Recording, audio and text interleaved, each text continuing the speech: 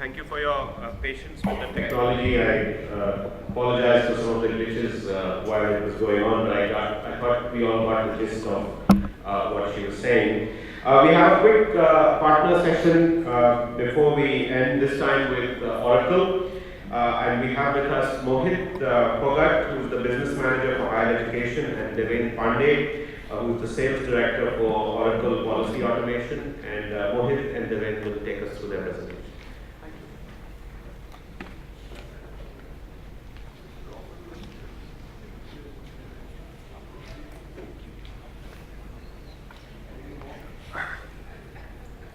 Good morning, ma'ams and sirs. Happy Teachers Day. My respects to you all. I represent Oracle here, and the essence of my 30 minutes, I would say a speech, is essentially around the higher education space, the products and applications we build specifically for this industry. We took this platform, I believe, second year in a row, proudly sponsoring this event because we got the best of the laureates here so that they could impart what we have to all. So very quickly, we were speaking about issues yesterday, and I was very pleased to hear a lot of them being addressed by very young people present here. Universities, not having enough students, the degrees, the doctoral degrees being called back in regions of Meghalaya, institutions shutting down because they don't have applications, applicants who applied.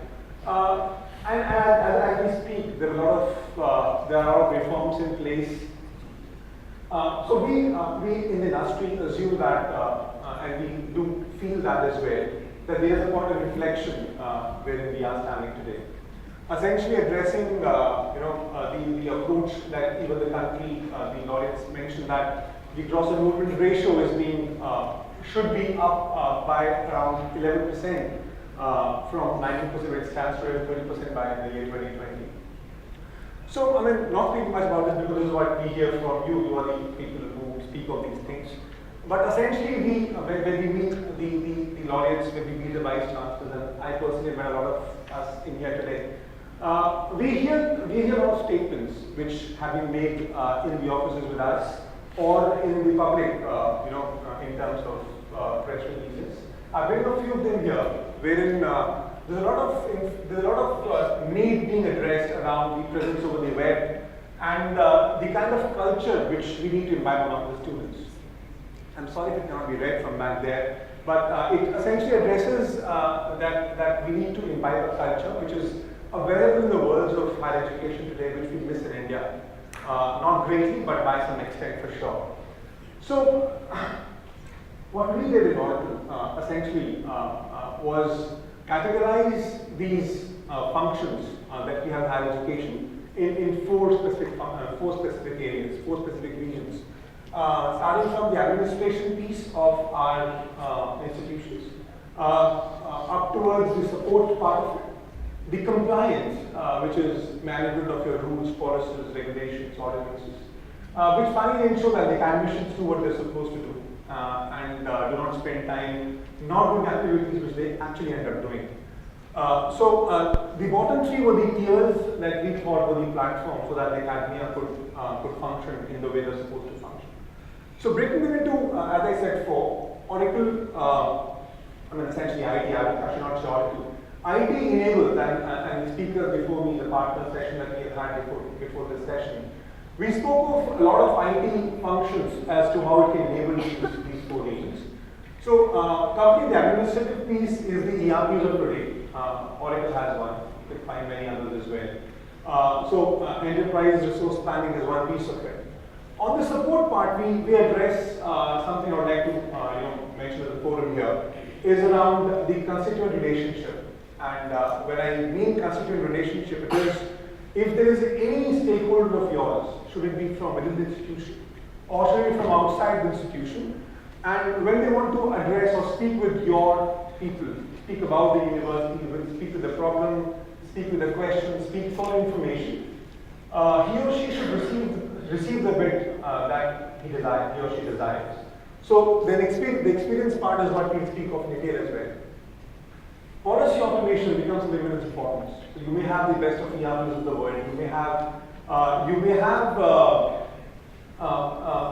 back-office operations which can run payroll for you, for example, who can consume any transaction that you do today. But essentially around the absorption of these rules, which specifically for this industry keep on changing so frequently.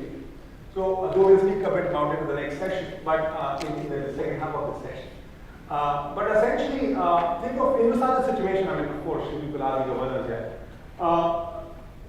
An examination happens, and then you decide to give 2 marks of grace to students in a specific course, in a specific year, based upon some rules that you write, and you give it to be enforced to your colleges and examination, etc.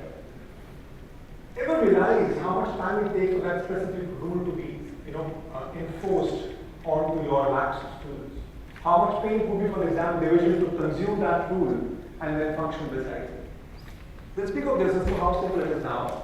That's the change which is being introduced to the industry today. And finally, not to speak much about it, is the student life cycle piece, right from applications to alumni. How can that be addressed? Our solutions do it. Though I won't spend much of time on it because we also have a session tomorrow as a workshop, and we would love to demonstrate all these things to you. But primarily, I'll just give you an order of how much investment does a company like Oracle do around the solution stack, which can be utilized by us in this higher education space.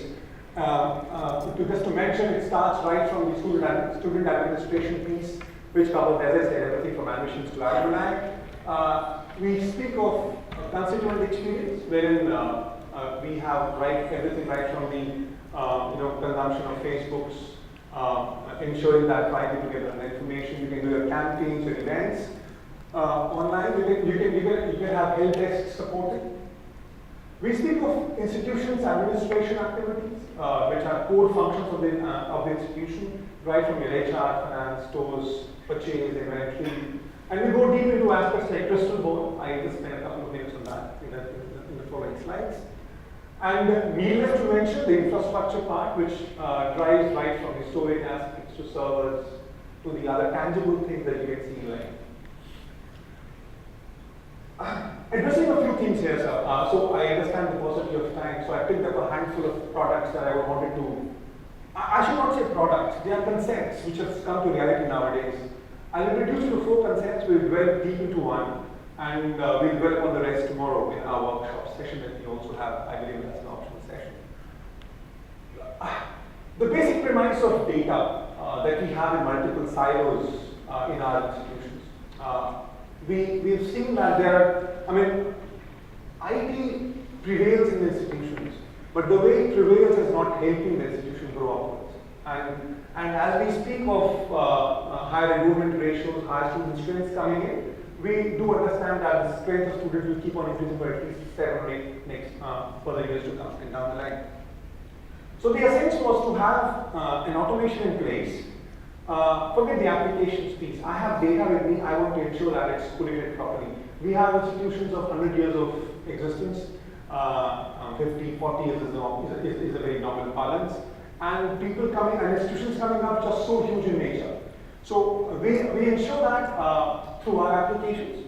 The core thing, even without having greater applications, better ERPs in place, the minimal we can do here is ensure that the data is consolidated. And while I do that, I do not expect you to give me information in a specific format. I will consume it and dump it the way you have it today.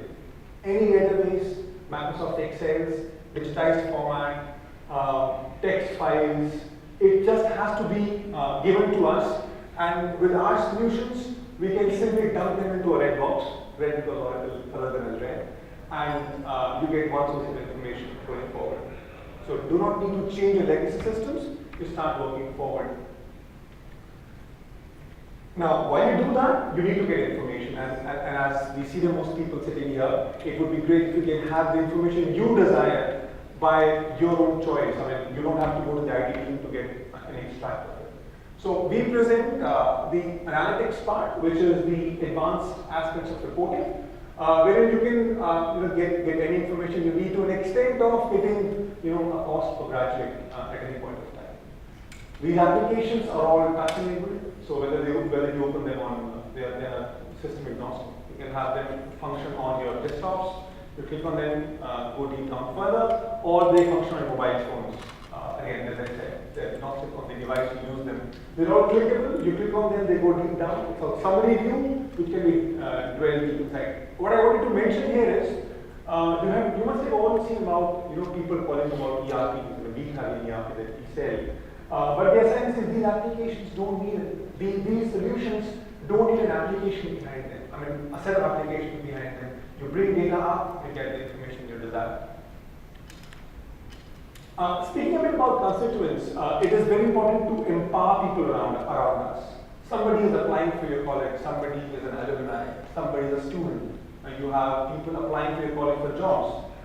You have the social networks of today, wherein, of course, many universities do also have a Facebook page. And I would want to consume a prospect so that I can, he can become my applicant tomorrow. If he browses my Facebook page for 5 minutes, or maybe if he has a good opinion about me on Facebook, we can grasp those prospects. So we have solutions in the world today. We have them. Other people also have them. But the essence is, as a trend, social networking is one of the most important aspects. I watch US Open today, the tennis tournament, and you have millions of tweets coming every second. You have these DU entrance tests, any of the entrance tests. You have pagalguy.com very actively working on Facebook. On these websites. So the essence is we all have websites or institutions, but are they enough to impart sufficient information so that the person who is coming in on that website is sufficiently given what he wanted to see?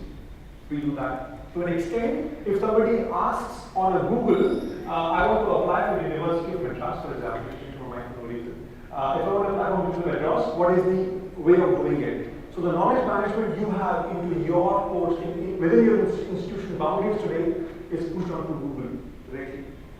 That's what a technology can do for us here. I should also spend some time on crystal ball. Not that it's important for me to sell it, but because it's a concept which we must be aware of. I think not everyone here would be aware of such kind of technologies. Crystal ball is a product that Oracle offers. It's a proprietary product. We have patents around it.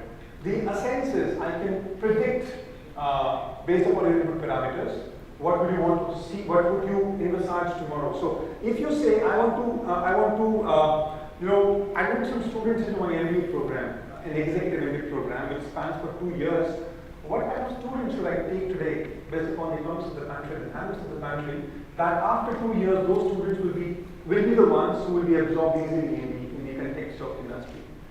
Should I take IT students?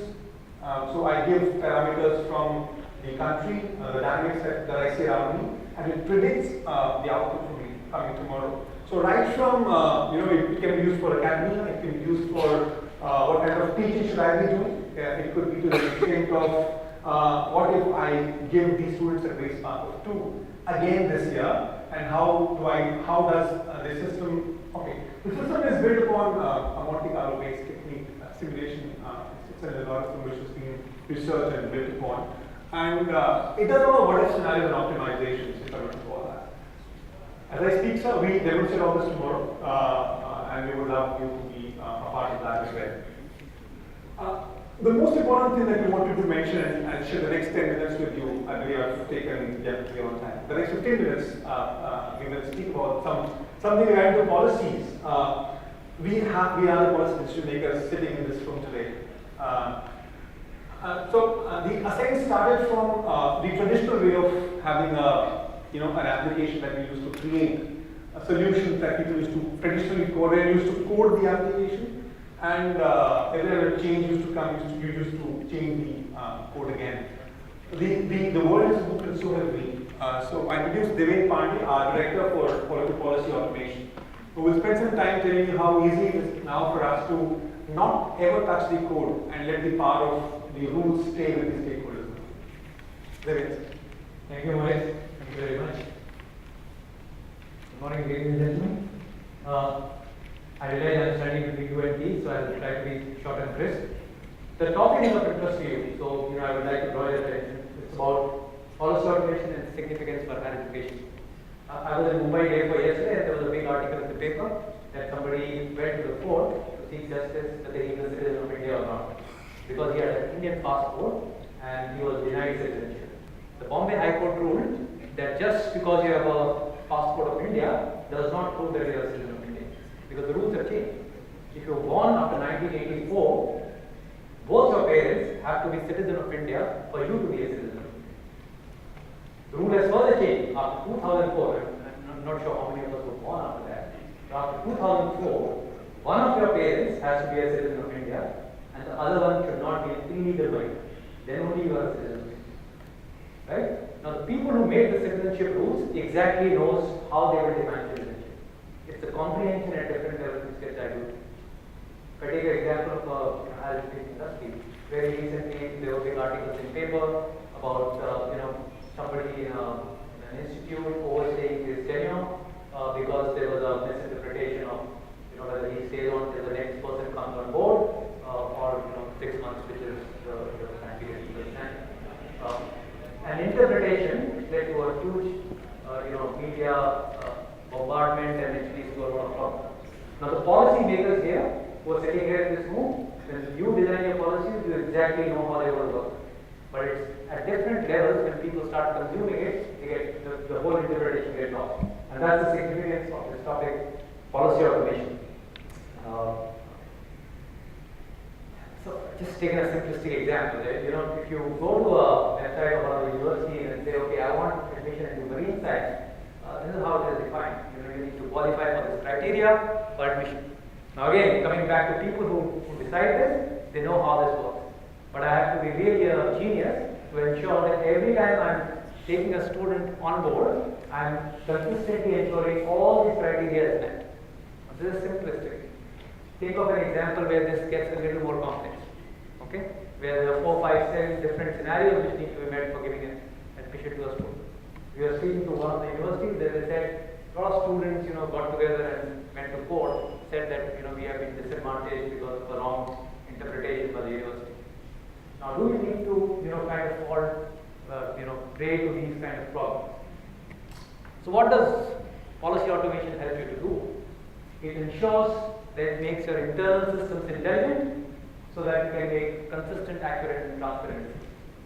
You make the policies and you ensure that they are automated, and wherever they are consumed, they are consistent, transparent, and accurate. Irrespective of the choice of channel a student or a faculty takes. So I walk into a university and ask somebody, how much do I need to pay for this kind of a course? It tells me this is the amount of money that you need to pay. If I go online and try to figure out what's my criteria for getting a scholarship from this university, I get consistently the same answer. Think of this like a human brain. Okay, think of this like a decision service. Now, all of you sitting here are experts who are creating policy. And you are aware of the whole environment and the ecosystem which exists around you. So how can you take this knowledge, because you're not available everywhere. So how can you take this knowledge, put it somewhere from where it can be uniformly accessed by everyone, so that you are making consistent and correct decisions? What I'll do, I'll take you through a quick policy. So let's create a small policy and see how it works. Okay. So unlike any IT demo, there is no smoke and screen and fire behind it. We start creating a policy right here from a Word document, where we all, irrespective of our technology understanding, we understand this document. So maybe let's, in the paucity of time, I'll just create something and show you how it works. So let's say the student is eligible for admission in the university.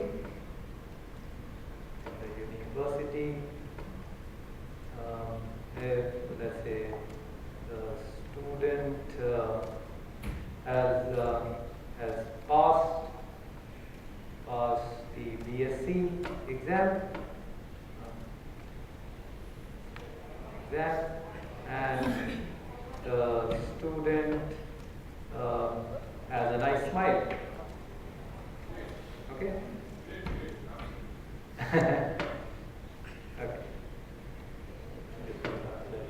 Okay. So somebody made a policy and said, from tomorrow onwards, this is how we'll be hiring students. They need to have passed their BSc exam and they need to have a nice smile. I will only hire smiling students. I will not take anyone else. Now, there were 3 ways of implementing this. You could have trained everyone that ensure that these are the kind of students you hire. The second way was you could have gone down an IT path, called up an IT service provider and said, look, this is my policy. Go and put it, code, use whatever programming language you know, put it into the system and then go and do it. The other way, and that's the easier way, that's the natural way what we want to show it to you, is you write it yourself, and what you've written here is actually an executable which you can go and deploy right now. So, if I go to this compile button and compile this, now this is where the power of this whole technology starts. It uses a patented technology of linear inferencing, where it is not just read this as plain text, okay? It's understanding that there is a decision being made and that's being made with certain conditions. Here, I just put 2 simple conditions. There could be very, very complex conditions. There is a decision being made, it understands English language, it's parsing this, okay? So, if I say, okay, I have written a logic, now go and put it on my university website and let everyone know that this is how I'm going to be giving admissions from tomorrow. Okay. So what happens?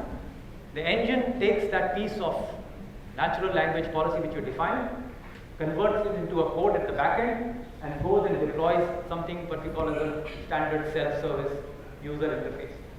Now I could have created this policy right now, and now it's appearing on my university website. So it says, is the student eligible? Now imagine I could have been a faculty who's now trying to see whether a student is eligible. Or I could have been a student who goes onto your website and say, look, am I eligible for this kind of scholarship? Am I eligible for this kind of a grade? The moment I go and click this, it starts asking me these intelligent questions. Now I didn't create these questions. It's asking me, has the student passed the BSc exam? Okay? Let's say no, he hasn't passed. The moment I submit this, my decision immediately comes back and says, look, you cannot take this student because he is not eligible. If I go back and change it and say, well, yes, he has passed the BSc exam, it asks me the next question. Does he have a nice smile? I say yes. Immediately my decision changes. Okay? It says yes, this student is eligible. Now, here I am talking of accuracy and consistency of decision making. Now look at the transparency part of it. A lot of times, a lot of decisions need to be defined in terms of why did you take a decision. When I was talking about that citizenship rule has changed 3 times in the last few decades.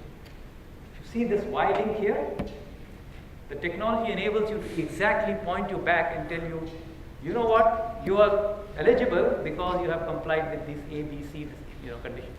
This was very, very simple. The idea, because you can do it so simply, also implies that you can take very, very complex logic and do it the same way. Okay? And imagine the kind of time it saves to do this. Okay. Probably we'll do a detailed session tomorrow. I'll get back quickly to my presentation. Okay. So, once you have taken this knowledge and put it into this brain, as what I showed you was something which can be deployed as a self-service, where my students, faculty can go and service themselves. I can pass some very intelligent calculations, decisions into my internal systems. That's where I said you can make your internal systems intelligent. Or I could also use it for my policy decisions. So I had these kind of policies last year. These are my historical records of my students, and now I'm planning to change my policies. Can I pass those new policies against my historical data and see what will be the outcome? So you can do a lot of modeling and analysis, a predictive analysis, what if analysis to make decisions. Another very, very important thing, and that's specifically because we are part of the higher education fraternity. You see, what you see on your left-hand side is a source document from one of the government live implementations. So it says these are the people who are entitled to get care from government. Okay, here. What you see on the right-hand side is the logic written in policy automation tool, and if you see, it follows the same structure. 5.5.1 A, B, C.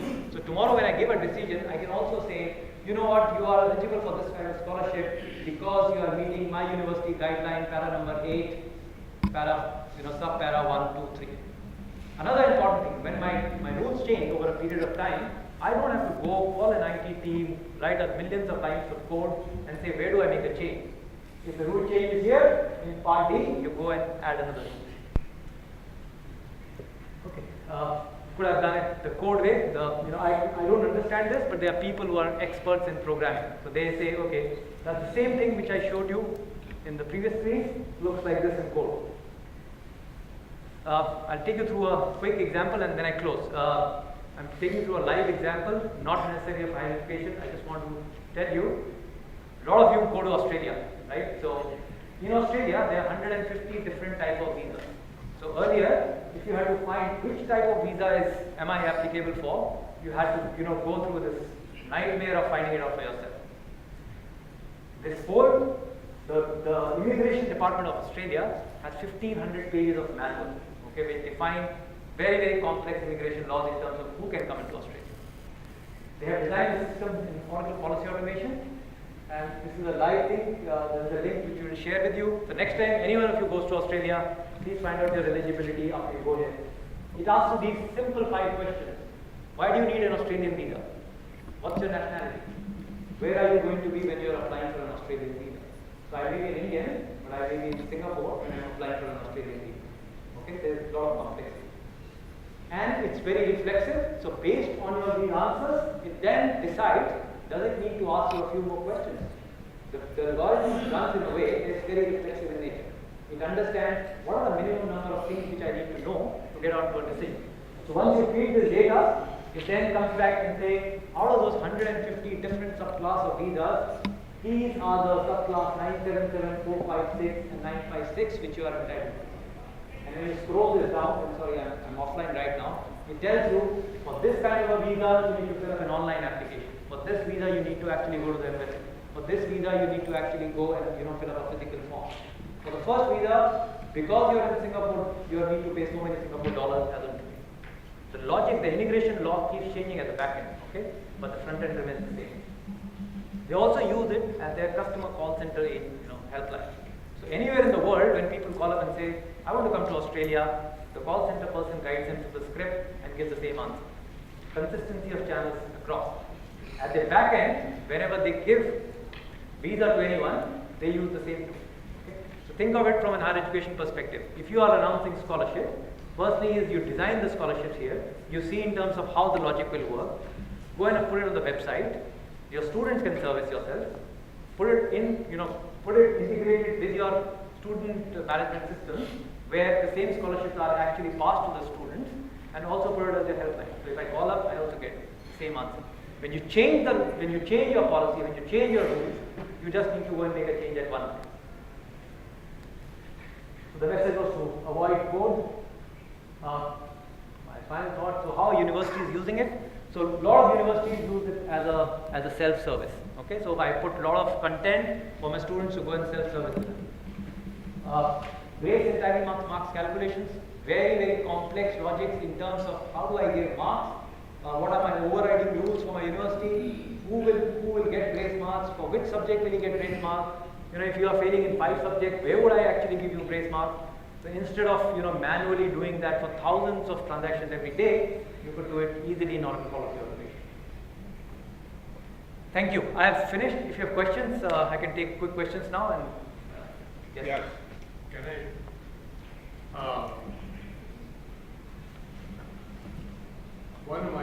I might have questions, but few might be my just comments.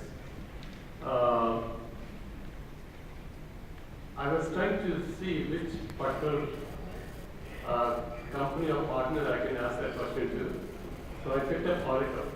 The reason I picked up Oracle is because you have a base in the US. One of the challenges in India's higher education we are facing is we keep on hearing. I think we heard this morning's speaker also, Ian from University of Chicago, that 23% of the graduates are employable, 15% of the graduates are employable. One of the challenges which we don't realize is the industry engagement with the universities or the institutions in India in particular I would say bare minimum. Compared to US, where literally every engineering school, every business school would have very close ties with some of the industries or several industries. They are embedded into academia. No, absolutely. Now, the question is, you are selling wonderful products. Now, every institution, university needs might be different. So one approach could be that you come to the universities and ask questions, what are your particular needs, where we can be of help. The second thing I would like to see is that Oracle could pick up maybe 10 or 20 universities and set up some kind of research labs or some of these systems which can support those universities in the form of either employability or in the form of research infrastructure or in the form of some degree of engagement. So my question is, what level of engagement you are having with the universities or institutions from that perspective? So maybe I'm not best suited to answer this question. I have my colleagues, and Ajay is right sitting behind them. Probably Ajay, can you answer that? Yeah, let me answer. Yeah. Can you get him a hand mic? The reason I'm asking this question is, on maybe weekly basis, I find 2 or 3 some of the products coming to my university. So the first message comes, there is a product they are going to sell. But if we take another approach, there are the partners coming, we are going to seek some kind of what I call mutually beneficial partnership. I think this same situation could be very different. Absolutely. Thank you for the question. The answer to, I think a very simple answer to that is, yes, we actually actively engage with the universities in India. I actually handle a program called the Oracle Academy Program, which is actually the support program for universities in India. And we are currently working with more than 500 plus colleges in India, and they're really colleges. IIT Kanpur has actually been a user of Oracle. And I think it's actually respected computer science faculty many years ago. Professor Kanwar though is with NPU, lovely professional.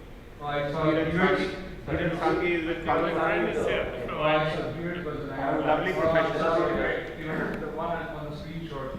So we do actively engage, and if you are interested, we would be very happy to talk to you on that. That is actually a grant program. So we actually give away millions of dollars of whatever we talked about with Mohit spoke in the first half of all the ERP software or the databases as products that you can use for using it in your labs for teaching the students along with the courseware, which can be used by the faculty and students. And then we also have now put in place a whole process where we have guest lectures from Oracle experts, because Oracle has more than 40,000 people in India who can actually, come regularly to the universities and actually talk about that. So we are actually doing that in many states right now. I'll be happy to connect with you on that. Thank you. Yes, sir. Let me say something on the lighter side. I think there is a problem with this product. Problem is that it makes everything transparent. Now every road in India is made with the intention that it should be transparent. Absolutely. Some discussion is always required. Absolutely. Absolutely. So, no, absolutely. Thank you for pointing it out. And that's exactly the thing with hundreds of implementations of Oracle policy automation in education and in government. The rules are structured like that there's always a leeway, there is some discretion. So the discretion also becomes a rule. Let me give you an example. We are speaking to one of the universities here in India who said, you know what, when I do my calculation of my final CGPA score, if my students get anything between 3.95 to 4, then the system should not say whether it's pass or fail. It should flag out that this is a manual discretion where I need to get the approval of the chair. Okay? So the rule becomes that if your final logic, comes, final calculated score becomes 3.95, then there's a manual intervention which is required. Same as with insurance companies. Absolutely. So you have to see, so exactly the way you apply discretion, your discretion becomes the rule. David, thank you very much.